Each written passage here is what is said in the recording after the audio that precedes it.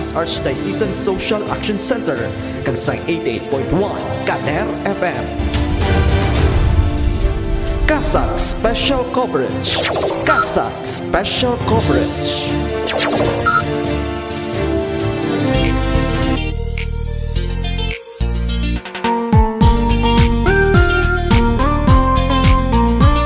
Kasag Special Coverage.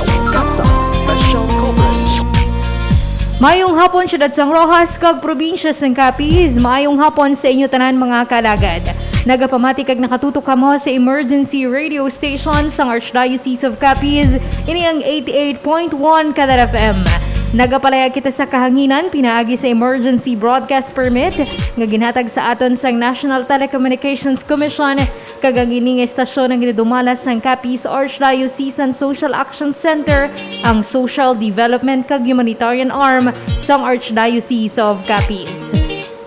Nagapalayag ang programa Kasag Special Coverage para sa padayon nga pagdulong sa inyo sa mga importanteng mga balita, updates kag reports na tuhoy sa coronavirus pandemic. Sa pangalan sang kabugusan nga puwersa sang 88.1 Kader FM, akong inyo mangin alagad. Mangin kaupod ninyo sa pag-alagad sa Ginoo, pinaagi sa pagserbisyo sa tao. Ini si alagad May Durias para sa 88.1 Kader FM Kasag Special Coverage.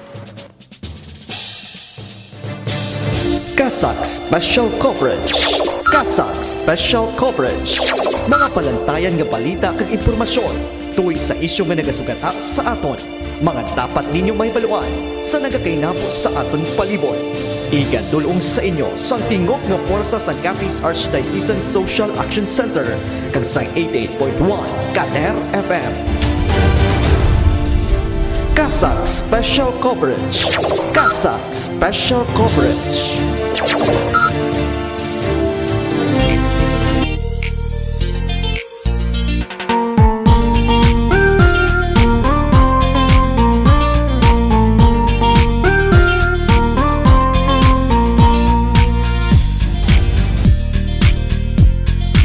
Mayong hapon Syudad Sang Rojas kag probinsya sang Capiz. Mayong hapon mga kaalagad.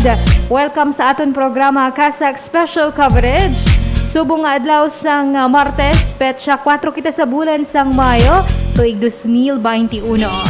Mayong hapon sa tanan nga mga nakatutok sa aton sa malabutan sang aton nga programa sa 47 ka mga kabaranggayan sa Syudad Sang Rojas kag 2 ka distrito sa probinsya sang Capiz. Subong man sa mga kailapit naton nga mga kaprobinsyahanay. Kasag Special Coverage. Kasag Special. Siyempre nagapalabot man kita sang pagtamyaw sa mga kaalagad naton nga nakatutok sa aton nga live streaming pinaagi sa aton nga official Facebook page. Ang Kasag, maayong hapon sa inyo, especially sa mga overseas Filipino workers nga naglantaw gid sa aton nga programa kada hapon. Kasag Special Coverage. Kasag Special. Sa mga luyag magpalabot sang ilang mga mensahe, greetings kag shout out sa aton nga programa, pwede gid makapalabot pinaagi sa aton nga official hotline number 0907-621-6650. Pangsubong nga hapon magadulong ako sa inyo sang pinakaulihing nga updates na tuhoy sa coronavirus pandemic kag subong man sa mga kaso sang COVID-19 diri sa probinsya sang Capiz, sa Western Visayas kag sa bugos nga pungsod Pilipinas. Kasag Special Coverage. Kasag Special Coverage. Bago na mga kalagay, isa danay ka COVID-19 Prevention Advisory gikan sa Capiz Provincial Health Office. Sa gihapon padayon nga nagatinaas ang kaso sang COVID-19 sa aton nga probinsya. Ginapangabay gid ang tanan nga himuon ang doble nga paghalong sa guwa kamay no kon sa sulod sang panimalay kaupod ang imo nga pamilya. Kung malain ang imo nga pamatyag, gilayon nga mag-isolate kag ipahibalo ini sa mga BHERTS, magbinuligay agud matap ng paglaptas sang COVID-19. Likuan nato ang magnilagaw kag maginuwa kung hindi man lang importante. Magsuksok sang face mask kag face shield kag permi nga magpang-disinfect sang mga kamot. Magdistansya sang 1 ka metro sa iban nga tawo sa aton nga palibot, kag hindi danay magpatigayon sa mga okasyon nga madamo ang pagtililipon bango diri posible nga matabo ang pagdasig nga paglapta kag pagtapon sang virus. Sa pahanumdom sang Capiz page mga kalagad sa ulihi ang paghinulsol. Ang ini nga COVID-19 Prevention Advisory ang buylog nga ginadulong sa inyo sa Capiz Provincial Health Office kag sang sini nga istasyon. Kasak Special Coverage. Kasak Special Coverage. Sa sininga tinion mga kaalaga, dire-diretso na kita para sa pagdulong sa inyo sa pinakaulihing nga update sa kaso ng COVID-19 sa probinsya sang Capiz, sa Western Visayas kag sa bugos nga pungsod Pilipinas. Kasak Special Coverage. Kasak Special Coverage. Sa pinakaulihing status update sa Capiz Provincial Health Office kagahapon nga adlaw, wala sang bag-ong kaso sang COVID-19 nga nabalhag sa probinsya sang Capiz. Mayara sa gihapon sang 183 o kon 10.16% nga mga aktibo nga kaso sang COVID-19 sa karon. Sa kadungan nga report, 32 naman ka mga individual ang nadugang sa mga numero sang mga nag-ayos sa nasambit nga masakit kag nagtaas na sa 1,533 o kon 85.7% ang total number of recoveries. Nadugangan man sang duwa ka mga individual nga napatay bangod sa COVID-19 ang listahan sang probinsya sang Capiz kagahapon kag subong naglabot na sa 86 o kon 4.77% ang total death toll sa kabugusan nga kaso nga 1,802. Kasak Special Coverage. Kasak Special Coverage. Samtang sa pinakaulihiman nga status update sang Department of Health Western Visayas Center for Health Development, kagahapon nga adlaw naka-record sang dugang nga 334 ka mga bag-o nga kaso sang COVID-19 sa bilog nga Western Visayas. Nagikan ang mga bag-o nga kaso sa probinsya sang Aklan nga naka-record sang 1 ka bag-o nga kaso anom sa probinsya sang Antique, samtang 13 naman sa probinsya sang Iloilo. Pinakamadamo sa gihapon ang nagikan sa probinsya sang Negros Occidental kung sa diin 3 ang nagpositibo sa authorized person outside of residence, 189 naman sa mga lokal nga kaso kag 52 sa mga locally stranded individual. 26 ang nadugang sa mga nagpositibo sa local cases sang syudad sang Bacolod, samtang 40 naman sa syudad sang Iloilo. 3 diri ang nagpositibo sa ngagikan sa mga locally stranded individuals kag isa naman sa ROF. Sa Kabugusay, nagdangat na sa 36,447 ang total cumulative number of COVID-19 cases sa bilog nga Western Visayas. Sa karon, nagadangat pa sa 4,866 ang total active cases. Sa kaparehas nga report, nagtaas na sa 30,665 ang total number of reported recoveries matapos nga makarecord sang dugang nga 251 ka mga numeros sang nag-ayo kagahapon. Samtang ano naman ang nadugang sa mga numeros sang napatay bangod sa COVID-19 kag sa Kabugusay naglabot na sa 910 ang total death toll sa bilog nga Western Visayas. Kasak Special Coverage. Kasak Special Coverage. Samtang sa pinakaulihi nga update sang Department of Health, subong adlaw mga kaalagad, naka-record sang dugang nga 5,683 ka mga bag-o nga kaso sang COVID-19 sa bilog nga pungsod Pilipinas. Naglabot na sa 1,067,892 ang total number of cumulative COVID-19 cases sa bilog nga Pilipinas. Sa karon, 66,060 ang mga aktibong kaso, samtang 984,210 naman ang total reported recoveries. Naglabot na sa 17,622 ang mga numeros sang napatay bangod sa COVID-19 matapos nga makarecord sang dugang nga 97 ka mga individual nga ginbawian sang kabuhi bangod sa COVID-19 sa bilog nga pungsod Pilipinas. Kasak Special Coverage. Kasak Special Coverage.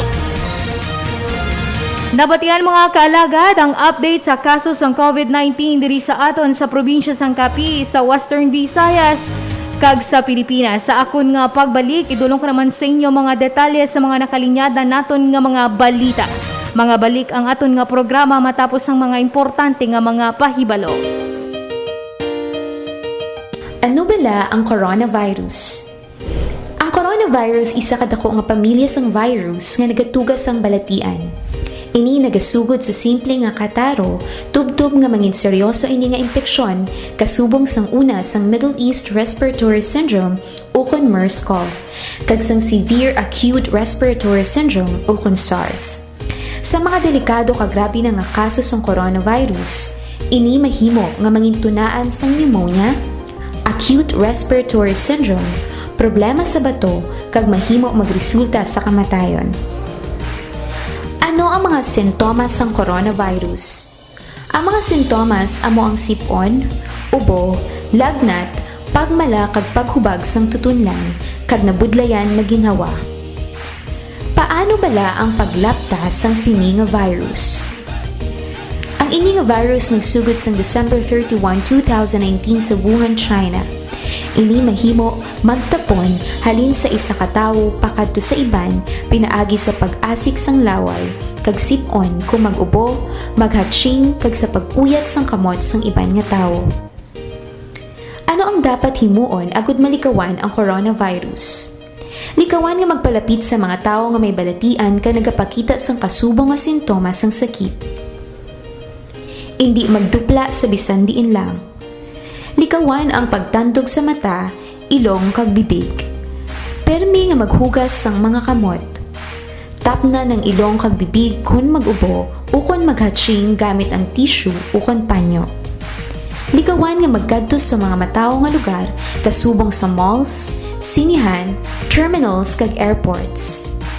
Kung may mabatyagan nga sintomas, magpakonsulta gidayon sa pinakamalapit nga health center sa inyong nga lugar.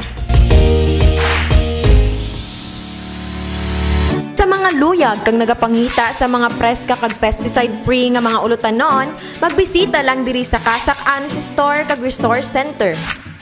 Kasak Anus Store kag Resource Center. Bukas kami kada Miyerkules nga adlaw kag nagabaligya sa mga masunod. Lettuce, ogbos kakamote, alugbati, kangkong, kulitis, talong, ampalaya, kalabasa, sabang nga saging, okra, upo, patola, siling nga haba, kag iban pa nga mga ulutanon.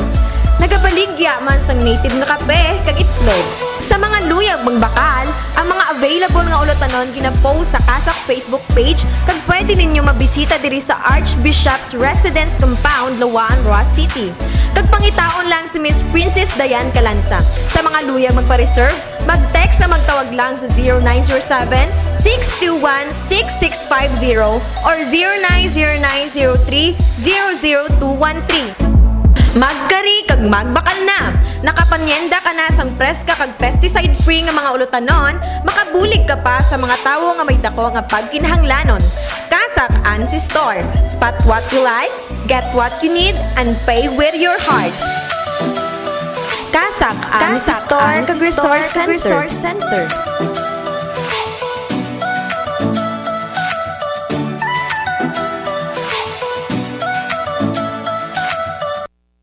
Sa panahon sining pandemya, mangin mahalong kita, hindi lamang sa halit nga epekto sang COVID-19 sa aton ikaayong lawas, kundi pati sa aton mga ginapamatian nga balita.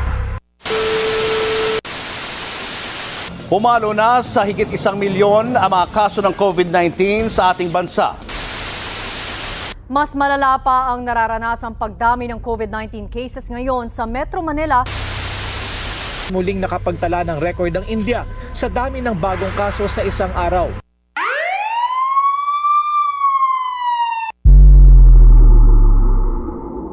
Para sa mas komprehensibo nga pagbalita, mas detalyado nga pagwaragwag sang impormasyon kag mga detalye tuhoy sa COVID-19 nga gikan sa maid-id nga pagtuon. Kasak Special Coverage. Kasak Special Coverage. Igadulong sa inyo sang inyong mga kaalagad sa kahanginan. Alagad Maidoryas kag Alagad Real de la Rosa. Kasak Special Coverage. Mabatian live sa Kasak Facebook page kag 88.1 Kader FM. Lunes tubto Biyernes alas 4:30 tubto alas 5 sa hapon. Kasak Special Coverage. Kasak Special Coverage. Ang alagad nyo sa pagtuo kag pagserbisyo sa tawo.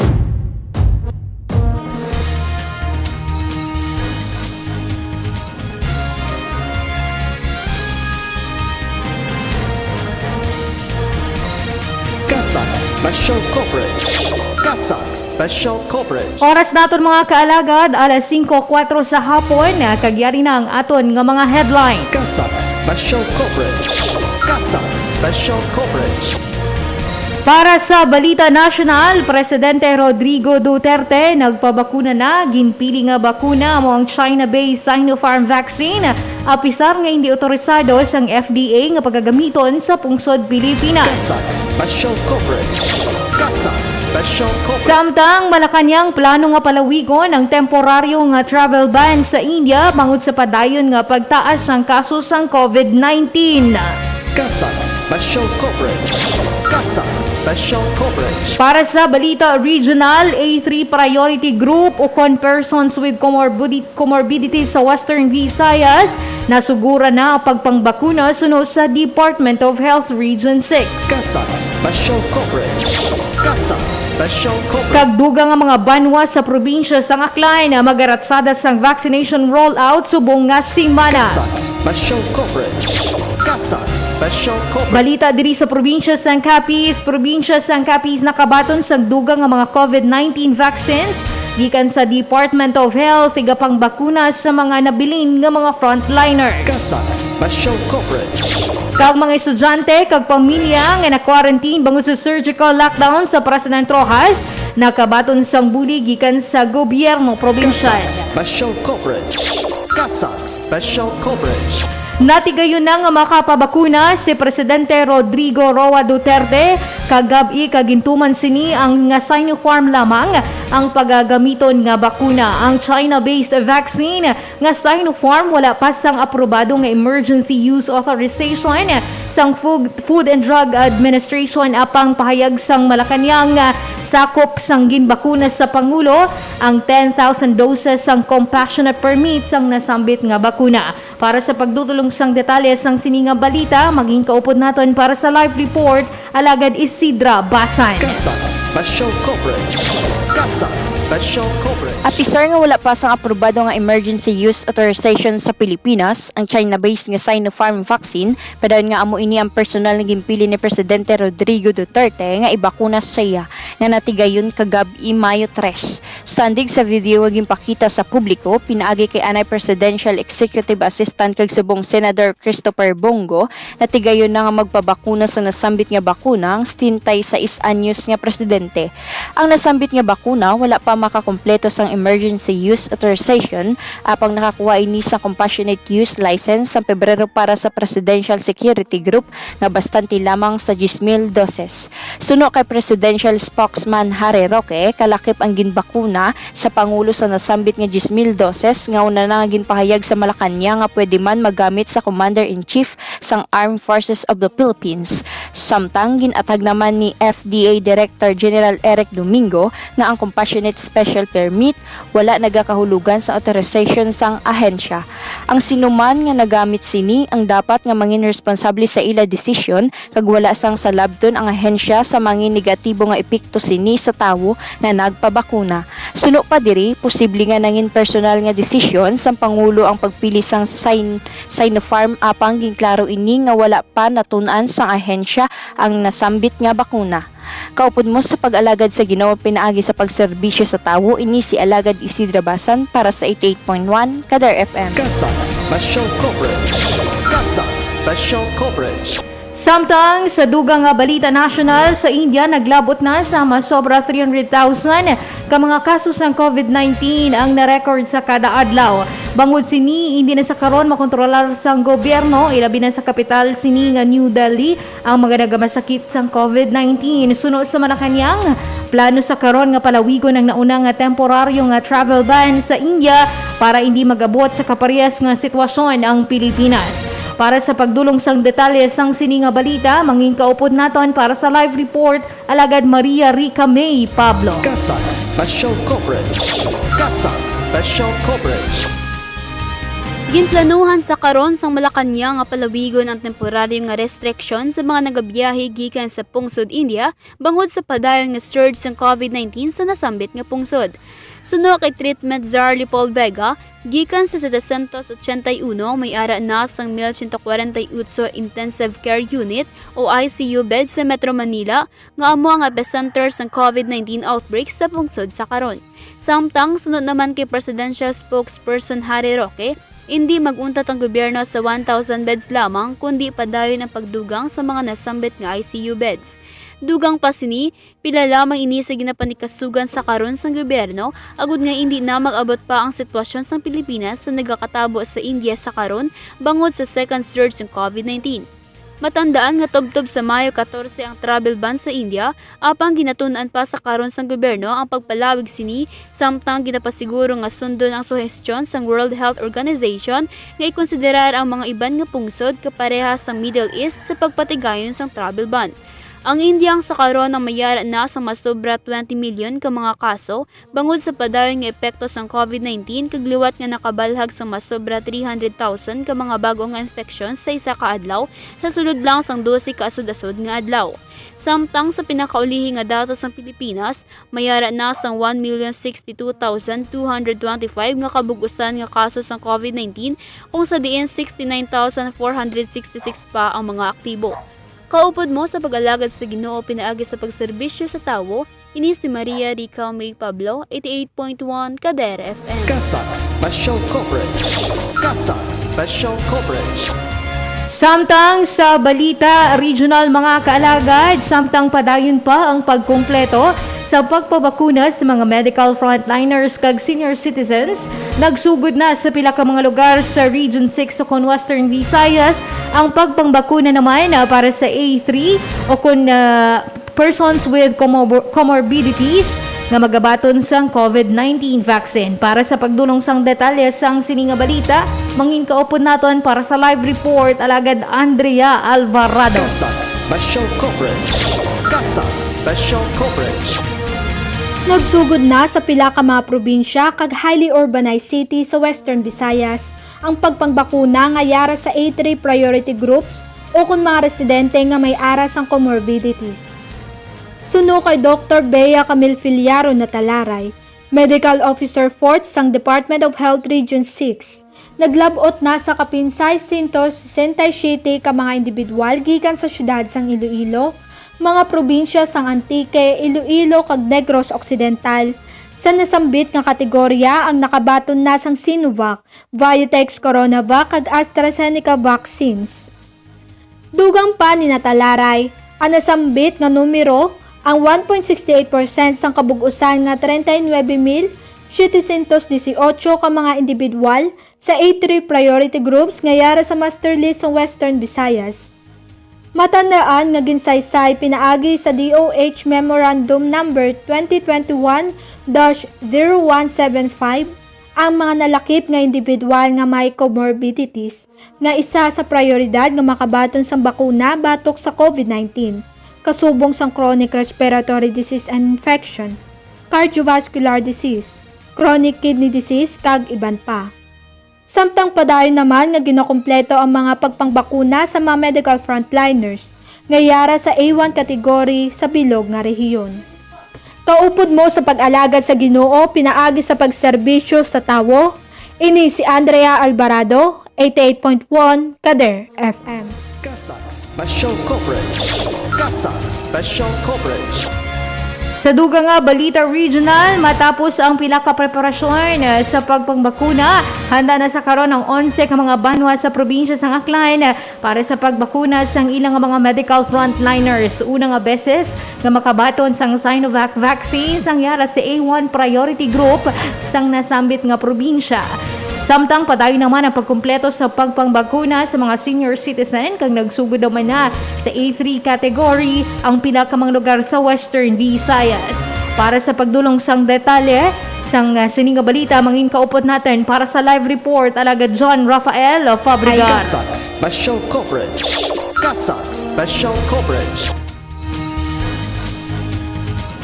Dugang nga 11 ka mga banwa sa probinsya sang Aklan ang magasugod naman sa vaccination rollout subong nga semana.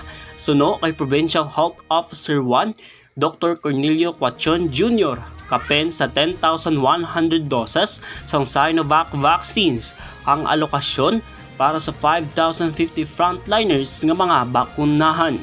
Matapos ang pila ka mga simulation exercises, handa na nga magumpisa sang pagpangbakuna batok sa COVID-19 ang mga banwa sang Numancia, Makatu, Ibahay, Malay, Malinaw, Lezo, Madalag, Banga, Libakaw, Batan kag Altavas.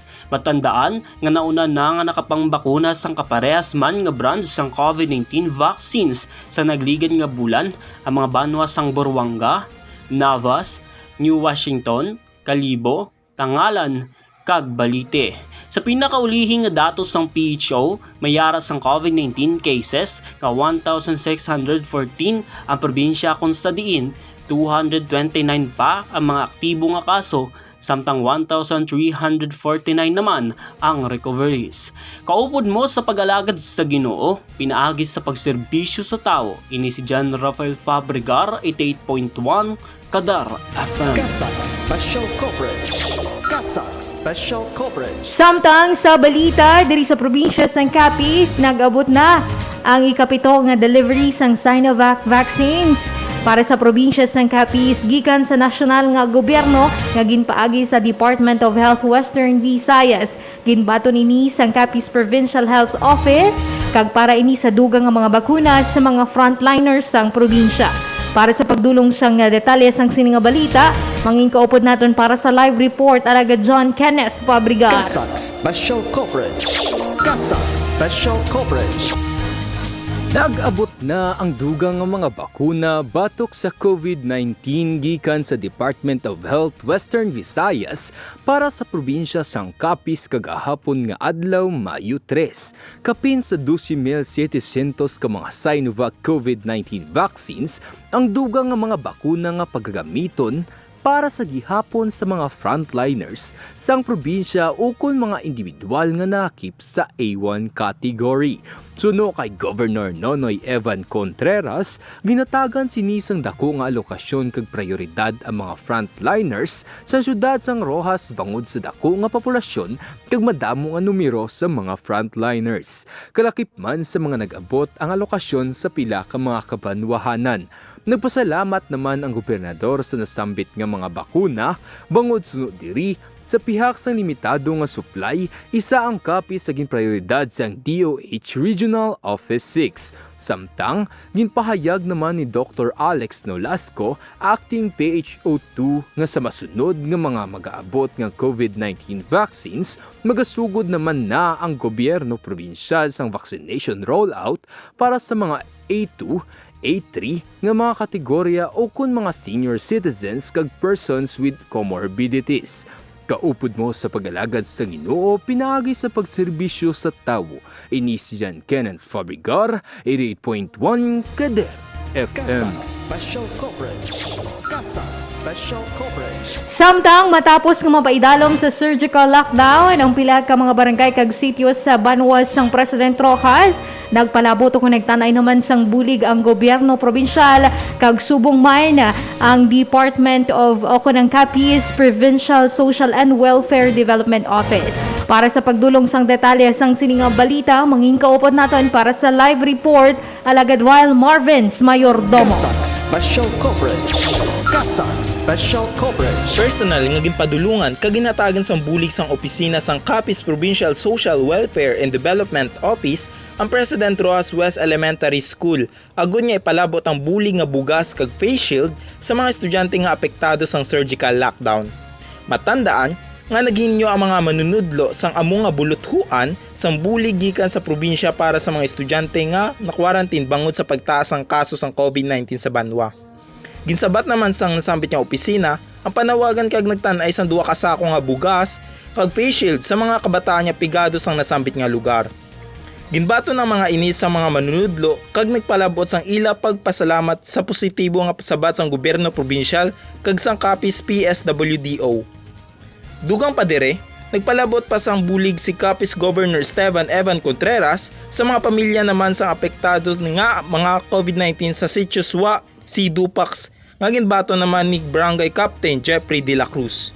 Kaupod mo sa paglagad sa Ginoo, pinaagi sa pagserbisyo sa tawo, ini si Ryle Marvin Smerdomo, 88.1 Kader FM. Kasak Special Coverage. Kasak Special Coverage. Nabatian mga kaalagad ang mga ginpang tipo naton nga mga balita gikan diri sa Kasak News Center. Madamo nga salamat sa aton nga mga 88.1 Kader FM news correspondent sa pagdunong sang mga nasambit nga balita subong nga adlaw sang Martes petsa 4 sa bulan sang Mayo tuig 2021. Kasak Special Coverage. Kasak Special Coverage.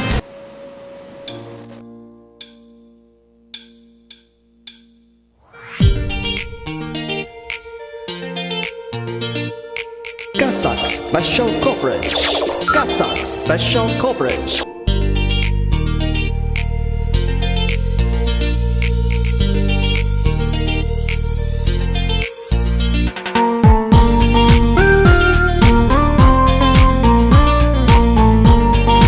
Oras natin mga kaalagad, alas 5:20 na sa hapon. Madamong nga salamat sa tanan nga nagupod sa aton sa sining edisyon sa Kasak Special Coverage. Sa gihapon, padayon kita nga magadulong sa inyo sa mga importante nga mga balita kag impormasyon na tuhoy sa COVID-19 nga dapat ninyo mahibaluan.